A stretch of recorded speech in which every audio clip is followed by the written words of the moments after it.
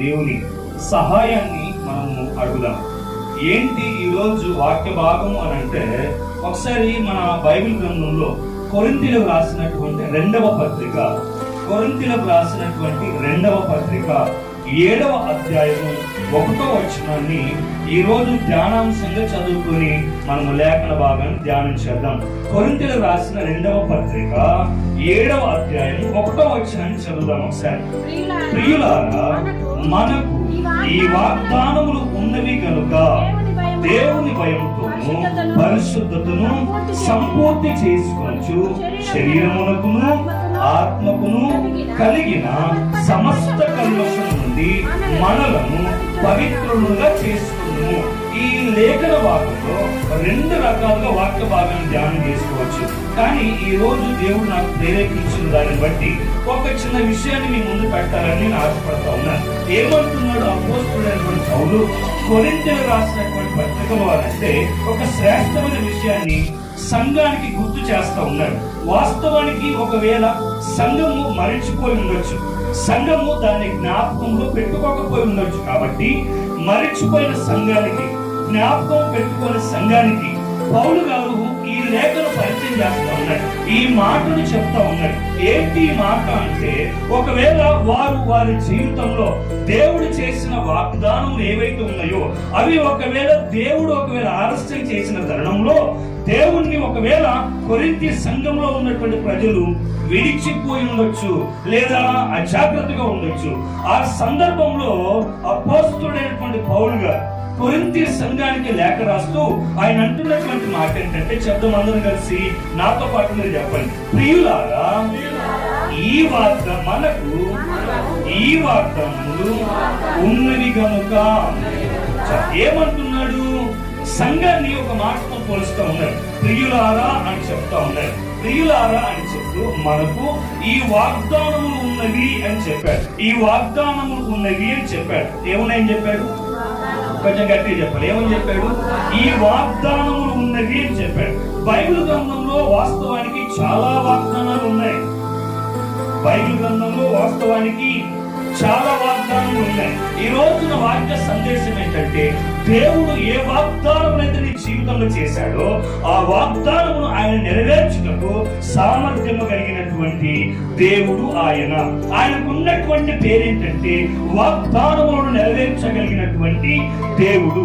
నీ జీవితంలో ఏ వాగ్దానం చేశాడో ఆ వాగ్దానాన్ని ఆయన నెరవేర్చుటకు సామర్థ్యము కలిగినటువంటి దేవుడు.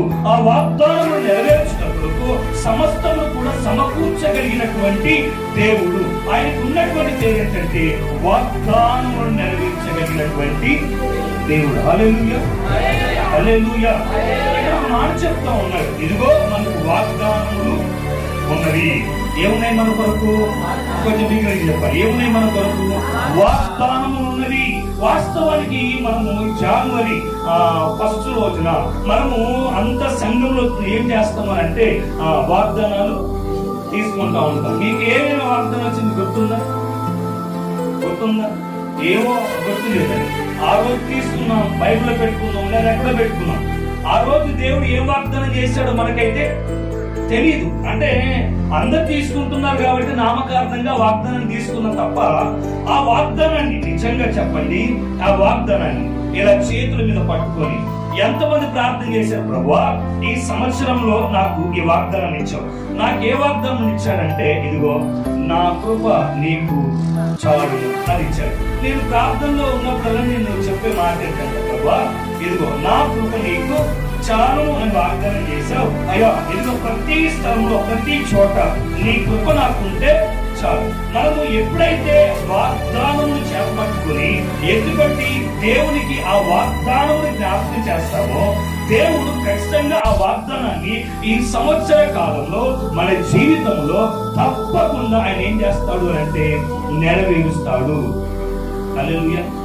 ఏం చేస్తాడు ఆయన? తప్పకుండా వాగ్దానములను నెరవేరుస్తాడు. మనకు అర్థం కానటువంటి విషయం ఏంటంటే, అసలు ఈ వాగ్దానములను దేవుడు ఎప్పుడు ఉంచాడు దేవుడు వాగ్దానములను మన కొరకు దేవుడు ఎప్పుడు సిద్ధపరిచి ఉంచాడు అని అంటే, బైబిల్ గ్రంథమే మనకు అన్నిటికీ కూడా శ్రేష్టమైనటువంటి ఆధారం. తీతుకు రాసిన పత్రిక 1వ అధ్యాయము 3వ వచనంలో ఒక అద్భుతమైన మాట రాస్తాడు. అసలు దేవుడు వాగ్దానములను ఎప్పుడు మన కొరకు సిద్ధపరిచయించాడు అని అంటే అక్కడ అద్భుతమైన మాట రాస్తున్న మాట ఏంటంటే, తీతుకు రాసిన పత్రిక 1వ అధ్యాయము 3వ వచనాన్ని చదువుతాం ఒకసారి. దేవుడు అనాది కాలమంది వాగ్దానము చేసెను కానీ ఎప్పుడు చేశాడు దేవుడు? దేవుడట మనకు అనాది కాలమందే ఏం చేశాడు? వాగ్దానం చేశాడు. అంటే వాగ్దానములను దేవుడు ఎప్పుడు తన బిడ్డల కొరకు ఆయన సిద్ధపరిచాడు అని అంటే అనాది కాలంలోనే. ఎప్పుడట చెప్పండి, చెప్పండి. ఎప్పుడట? అనాది కాలంలో, అనగా పూర్వకాలంలో. ఎప్పుడో నీవు కలుగు చేయక మునిపే దేవుడు నీ కొరకు నా కొరకు అనాది కాలంలోని చాలా వాగ్దానాలు దేవుడు మన కొరకు సిద్ధపరిచి ఉంచాడు కదా. బైబిల్లో చాలా వాగ్దానాలు ఉన్నాయి. దేవుడు ఈ వాగ్దానములన్నీ మన కొరకు ఎప్పుడు ఉంచాడు అని అంటే చెప్తామా? ఎప్పుడు ఉంచాడు? అనాది కాలంలోని, ఆది కాలంలోని, జగదుత్పత్తిలోని, ప్రారంభంలోని తన బిడ్డల కొరకు, తన ప్రజల కొరకు దేవుడు వాగ్దానములను దేవుడు వాగ్దానములను సిద్ధపరిచి ఉంచాడు, ప్రిపేర్డ్గా ఉంచాడు. ఇప్పుడు మనం చేయవలసిన పని ఏంటంటే, అనాది కాలంలో దేవుడు మన కొరకు ఏ వాగ్దానం అయితే చేశాడో ఆ వాగ్దానములను ఇప్పుడు ఈ కాలంలో మనం ఆక్యుపై చేసుకోవాలి, దాన్ని పట్టుకోవాలి, దాన్ని స్వతంత్రించుకోవాలి, దాన్ని స్వాధీనం చేసుకోవాలి. దాన్ని ఏ విధంగా నువ్వు స్వాధీనం చేసుకుంటావో తెలియదు, కానీ దేవుడు నీ కొరకు ఇదిగో ఆస్తిగా వాగ్దానములను అనాది కాలంలోనే నీ కొరకు ఏం చేశాడు దేవుడు? చెప్పాలి, ఏం చేశాడు? సిద్ధముగా ఉంచాడు. వాగ్దానాలు సిద్ధంగా ఉన్నాయి, వాగ్దానాలన్నీ సిద్ధంగా ఉన్నాయి. ఇప్పుడు ఏం చేయాలి చెప్పాలి. ఇప్పుడు నీ పని ఏంటి? పంట సిద్ధంగా ఉంది, ఇప్పుడు నీ పని ఏంటి? కోయడమే నీ పని, అంతే కదా. పంట సిద్ధంగా ఉంటే నీ పని ఏంటి? కోయడమే పని. ఎవడో పోషిస్తాడు నాకనంటే, ఎవరో పోషిస్తాడు నాకు అనంటే పంట నీ చేతికి రాదు. ఎట్ ది సేమ్ టైం దేవుడు అనాది కాలంలోనే, నీవు నిర్మింపక మునిపే, నీవు రూపింపబడక మునిపే దేవుడు నీ కొరకు, నీ కుటుంబం కొరకు, నీ పిల్లల కొరకు దేవుడు వాగ్దానంలో ఏం చేశాడట చెప్పాలి. ఏం చేశాడు? అనాది కాలంలోనే నీకోసం ఉంచాడు, నీకోసం ఏర్పాటు చేశాడు. ఇప్పుడు నువ్వు చేయవలసిన పని ఏంటి అని అంటే చెప్పాలి. ఏంటి? హలో, ఏంటి? వాగ్దానములను సంపాదించుకోవాలి, అది నీ పని. చాలా వాగ్దానాలు ఉన్నాయి. ఒక మాట చదువుకుంటాము. మన జీవితంలో చాలా మంది ఏదేదో అనుకుంటా ఉంటాం, కానీ పరిశుద్ధాత్మ దేవుడు అపోస్తుల కార్యము 2వ అధ్యాయము, అపోస్తుల కార్యము 2వ అధ్యాయము 39వ వచనాన్ని చదువుదాం ఒకసారి. అపోస్తుల కార్యము 2వ అధ్యాయము 39వ వచనాన్ని చదువుదాం ఒకసారి. ఈ వాగ్దానము మీకును మీ పిల్లలకును దూరస్తులందరికీ, అనగా ప్రభువైన మన దేవుడు తన యొద్దకు పిలిచిన వారందరికీ చెందునని వారికి ఎవరెవరికి చెందుతాయి? వాగ్దానము ఎవరెవరికి చెందుతాయి? నీకును నీ పిల్లలకును దూరస్తులందరికీ, ఎవరెవరైతే ప్రభు పిలుచుకున్నాడో వారందరికీ చెందును ఈ వాగ్దానము. అక్కడ ఏది వాగ్దానం చేయబడింది అని అంటే, తండ్రి అయినటువంటి దేవుడు, కుమారుడైన యేసుక్రీస్తు వారు పరలోకములకు ఆరోహణమై వెళ్తున్నటువంటి సందర్భంలో ఒక వాగ్దానం చేశాడు. ఆ వాగ్దానం ఏంటంటే, ఇదిగో మీరందరూ కలిసి మేడగదిలోకి వెళ్ళి, ఇదిగో నేను పంపబో ఆదరణకర్త మీ యొద్దకు వచ్చే వరకు ఇదిగో దాని విషయమే మీరు కనిపెట్టి ప్రార్థన చేయండి అని దేవుడు చెప్పినటువంటి వాగ్దానాన్ని, ఆ మాటను వారు చేతబట్టుకొని మేడగదిలోకి వెళ్ళి ఇంచుమించు అనేక దినములు ప్రార్థనలో కనిపించగా, ఇది అకస్మాత్తుగా బలమైనటువంటి ఒక గాలి యొక్క ధ్వని వారి మీదకి రాగా, వారందరూ పరిశుద్ధాత్మ చేత నింపబడిన వారై ఏ వాగ్దానం అయితే దేవుడు వారికి చెప్పాడో ఆ వాగ్దానాన్ని వారు స్వతంత్రించుకున్నారు. ఎన్ని రోజులు పట్టిందో తెలుసా? 10 రోజులు పట్టింది. ఎన్ని రోజులు పట్టింది? 10 రోజులే పట్టింది తెలుసా? యేసు ప్రభువారు పునరుత్థానమై భూమి మీద 40 రోజులు ఉన్నాడు. 40వ దినమున ఆయన తండ్రి యొద్దకు ఆరోహణమై వెళ్ళిపోయాడు. వెళ్ళిపోయిన సరిగా 10వ దినమున అనగా 50వ దినమున పరిశుద్ధాత్మ దేవుడు ఆకాశమును విడిచి భూమి మీదికి సంఘము మీదికి రాలినటువంటి రోజే పెంతెకోస్తు అనగా 50వ దినము అని అర్థం. వాగ్దానములు ఎన్ని రోజులలో వారు స్వతంత్రించుకున్నారు అని అంటే చెప్పాలి 10 రోజులే. అర్థమైందా? ఎన్ని రోజులు పట్టింది వారికి? హలో, ఎన్ని రోజులు పట్టింది? 10 రోజులు పట్టింది. 10 రోజులే. ఎక్కువ రోజులు వారికి పట్టలేదు. కానీ ఎలా స్వతంత్రించుకున్నారు అనేది కావాలి. ఆ 10 రోజులలో ఆ వాగ్దానాన్ని ఎలా పొందుకున్నారు, ఎంత పట్టుదల ఉంది, అది కావాలి. అర్థమైందా? ఈ వాగ్దానములన్నీ ఇదిగో మన కొరకు ఉన్నాయి, మన పిల్లల కొరకు కూడా దేవుడు ఉంచాడు. నీ పిల్లల కొరకు దేవుడు వాగ్దానం ఇచ్చాడు. అర్థమైందా? నీ పిల్లల కొరకు దేవుడు వాగ్దానములు ఉంచాడు. నీ కొరకు దేవుడు వాగ్దానములు ఉంచాడు. ఇదిగో ఈ భూమి మీద ఉన్న ప్రతి వారి కొరకు దేవుడు వాగ్దానములను అనాది కాలములోనే ఇదిగో మీ కొరకు, మీ కుటుంబం కొరకు, మీ పిల్లల కొరకు ఆయన ఎప్పుడో సిద్ధపరిచాడు. వాగ్దానములు నీ ముందున్నాయి. వాగ్దానాలు నీ ముందున్నాయి.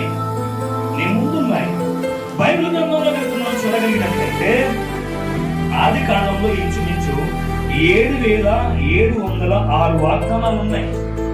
అందులో చెప్పాలి పాత నిబంధనలన్నింటిలో ఎన్ని వాగ్దానాలు ఉన్నాయి? గట్టిగా చెప్పాలి. 7,706 వాగ్దానాలు పాత నిబంధనలో. ఆది కాండం నుండి మలాకి వరకు, అంతే కదా? ఆది కాండము నుండి మలాకి వరకు. హలో, ఆది కాండము నుండి మలాకి వరకు ఎన్ని వాగ్దానాలు ఉన్నాయి? 7,706 వాగ్దానాలు ఉన్నాయి. కొత్త నిబంధనలో మొట్టమొదట మనకు కనిపించేది ఏంటి? మత్తయి సువార్త నుండి ప్రకటన గ్రంథం వరకు ఎన్ని వాగ్దానాలు ఉన్నాయి అని అంటే 1,104 వాగ్దానాలు ఉన్నాయి. ఎన్ని? గట్టిగా చెప్పాలి. 1,104 అని చెప్పండి దగ్గరగా. అవి 7,700 లెక్క చేయ ఒకసారి. 7,706 ప్లస్ 1,104 ఎన్ని? 8,810 వాగ్దానాలు. ఎన్ని వాగ్దానాలు? 8,810 వాగ్దానాలు పాత నిబంధనలో కొత్త నిబంధనలు కలిపితే 8,810 వాగ్దానాలు దేవుడు అక్షరాల బైబిల్ గ్రంథంలో పెడితే నేటికి 30 సంవత్సరాలైన దేవుడిని నమ్ముకొని, నేటికి 10 సంవత్సరాలైన దేవుడు నమ్ముకొని ఎన్ని వాగ్దానాలు స్వతంత్రించుకున్నావు? ఎన్ని వాగ్దానాలు నీ కుటుంబంలో పిల్లలు స్వతంత్రించుకున్నారు? ఎన్ని వాగ్దానాలు నీవు స్వతంత్రించుకున్నావు? 8,810 వాగ్దానాలలో 10 వాగ్దానాలైనా ఇప్పటి వరకు నువ్వు పొందుకున్నావా? హలో, నాకు చాలా అర్థమైంది. వాడు 8,810 వాగ్దానాలని దేవుడు ఇంత శ్రేష్టంగా మన కొరకు అనాది కాలంలోనే ఈ గ్రంథంలో పొందుపరిచి, ఇదిగో ఈ వాగ్దానాలు మీ కొరకే, ఈ వాగ్దానాలు మీ పిల్లల కొరకే, ఈ వాగ్దానాలు నా యొద్దకు వచ్చి వాళ్ళందరి కొరకు వీటిని స్వతంత్రించుకోండి అని 8,810 వాగ్దానాలు దేవుడు మన కొరకు ముందుగానే సిద్ధపరిస్తే నేటి వరకు ఎన్ని వాగ్దానాలు నీవు స్వతంత్రించుకున్నావు? ఎన్ని వాగ్దానాలు? హలో, ఎన్ని వాగ్దానాలు? ఏమైనా స్వతంత్రించుకున్నామా? ఏమైనా మన జీవితంలో ఈ వాగ్దానం దేవుడు నా జీవితం నెరవేర్చాడు అని చెప్పగలిగిన వారం ఉన్నామా? చెప్పగలుగుతామా? ఇదిగో దేవుడు నాకు ఈ వాగ్దానం చేశాడు, ఈ సంవత్సరం వాగ్దానం నెరవేర్చాడు అని చెప్పగలుగుతామా? అందరూ జనవరి 1వ తారీఖున దేవుడు నాకు ఈ వాగ్దానం చేశాడని చెప్పేవారు డిసెంబర్ 31 కూడా ఇదిగో ఆ వాగ్దానం వాళ్ళు చేశాడు. ఈ రోజు వరకు అది ఆయన ఎప్పుడు నెరవేరిస్తే ఆ డేట్ గుర్తుపెట్టుకుని అప్పుడు ఆయన నెరవేర్చేశాడు అని చెప్పగలిగిన క్రైస్తవులుగా మనము ఉండాలి. దేవుడు మన కొరకు ముందుగానే వాగ్దానం అన్నిటిని కూడా చెప్పాలి ఏం చేశాడు? ఆయన సిద్ధం చేశాడు. ఎప్పుడు? అనాది కాలంలోనే దేవుడు వాగ్దానం మన కొరకు ఏర్పాటు చేశాడు. అయితే వాటిని ఇప్పుడు మనం ఏం చేయాలి? స్వతంత్రించుకోవాలి. ఏం చేయాలి?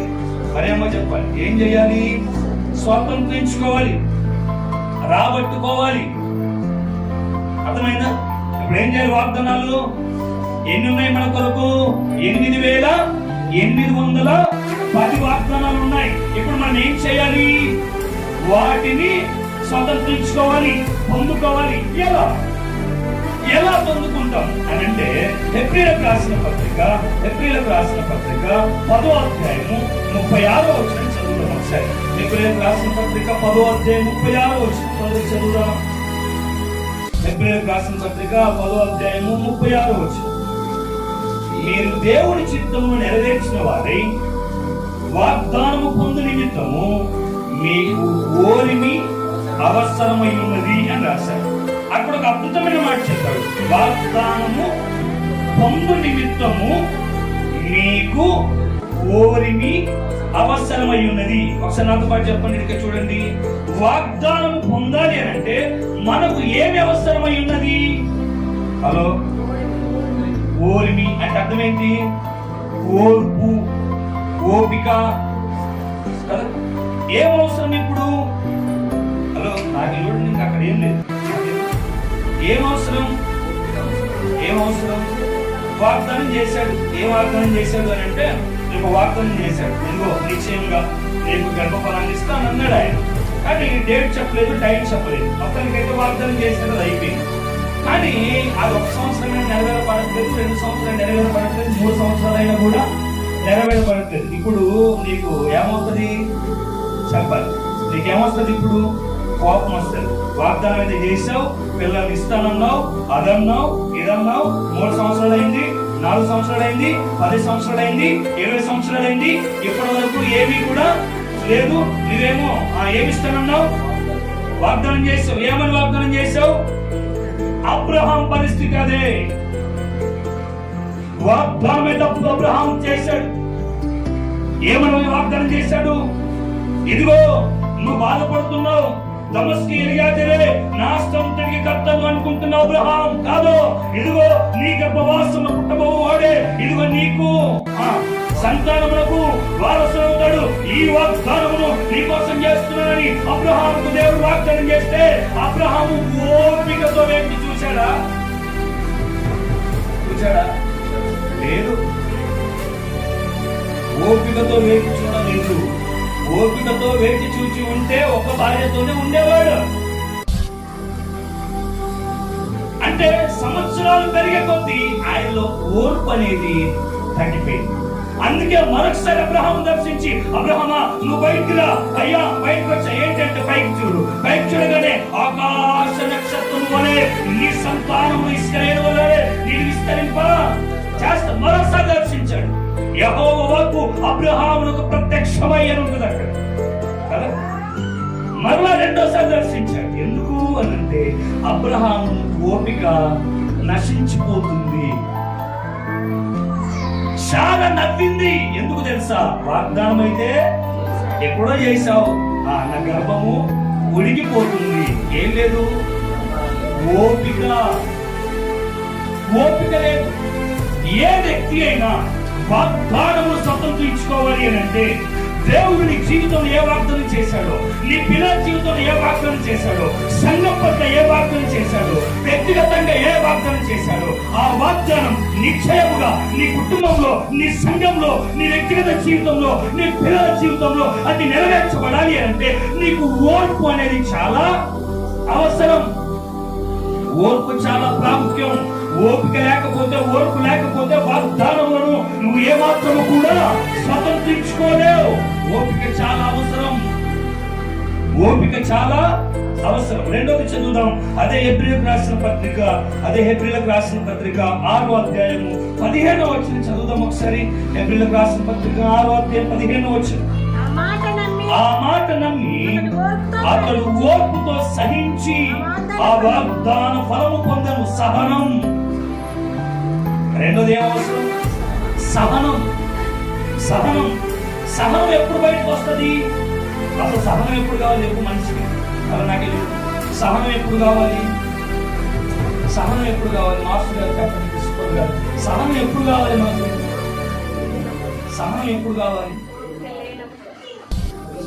ప్రెషర్ మైండ్ మీద బాగా ప్రెషర్ పడినప్పుడు, ఎవరైనా మన మీదకి బాగా ఒత్తిడి తీసుకుని వచ్చినప్పుడు, అది ఫ్యామిలీ కావచ్చు, పర్సనల్ కావచ్చు, లేదా ఉద్యోగ రీత్యా కావచ్చు, వ్యాపారంలో కావచ్చు, నష్టాలు ఎదురైనప్పుడు, ఓటమిను అనుభవిస్తున్నప్పుడు, ఫలితమేమి కూడా మన జీవితంలో కనబడినప్పుడు, అనేకమైన సూటి కోటి మాటల చేత మనల్ని విసిగించినప్పుడు, నిందించినప్పుడు, హేళన చేసినప్పుడు, అవమానపరిచినప్పుడు, అప్పుడు మనకు అవసరమైంది ఏంటంటే సహనం.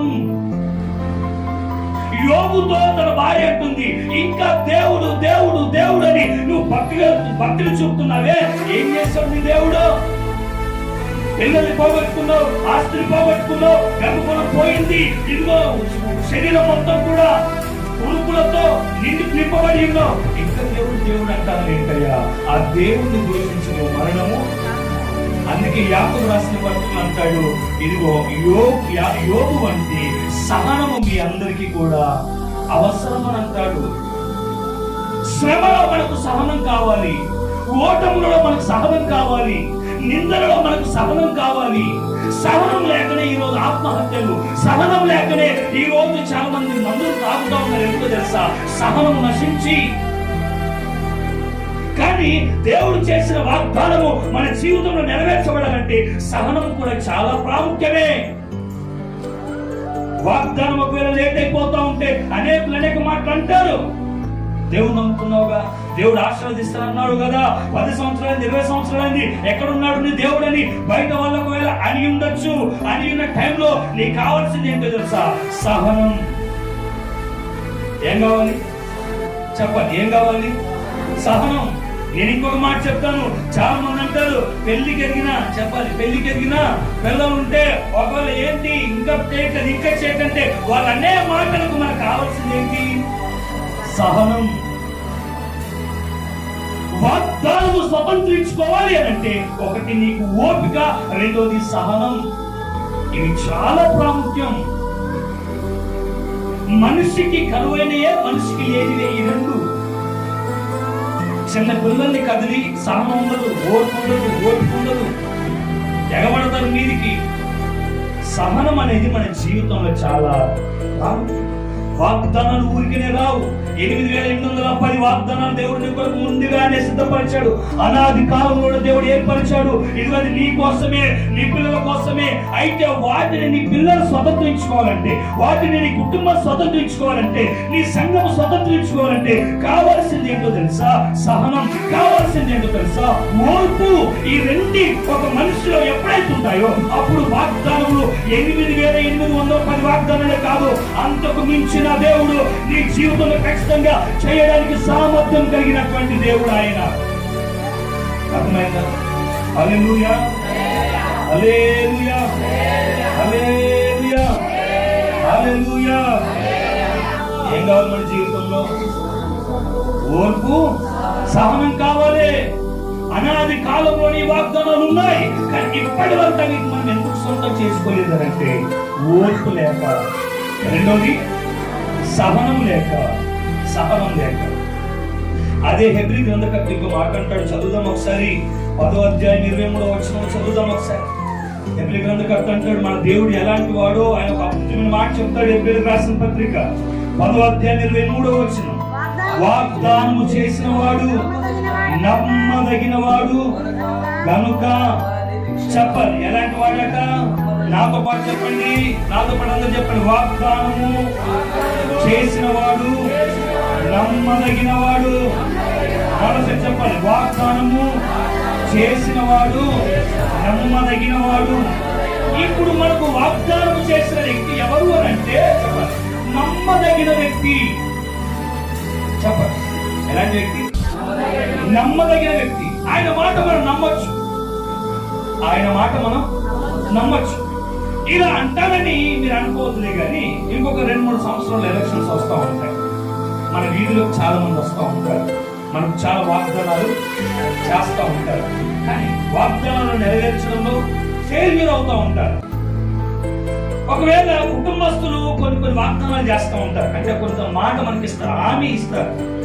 వారు కూడా అప్పుడప్పుడు ఫెయిల్యూర్ అయిపోతూ ఉంటారు. అంటే మనిషి ఏదైనా వాగ్దానం చేస్తే అది చెయ్యొచ్చు, చేయకపోవచ్చు. ఏదైనా నీకు ఇష్టం అంటే అది ఇవ్వచ్చు, ఇవ్వకపోవచ్చు. ఏ మాట ఇది నీ చెయ్యాలనుకుంటున్నానంటే అది చెయ్యొచ్చు, చేయకపోవచ్చు, జరగచ్చు, జరగకపోవచ్చు. కానీ ఇలా కాదు, ఇలా కానే కాదు. ఎలా మరి? వాగ్దానము చేసిన వాడు, చెప్పండి దగ్గరికి ధైర్యం చెప్పు, వాగ్దానము చేసిన వాడు నమ్మదగిన వాడు. అంటే మన దేవుడు ఎలాంటి వాడు అని అంటే నమ్మదగిన వాడు. ఎలాంటి వాడు? ఆయన నమ్మచ్చు,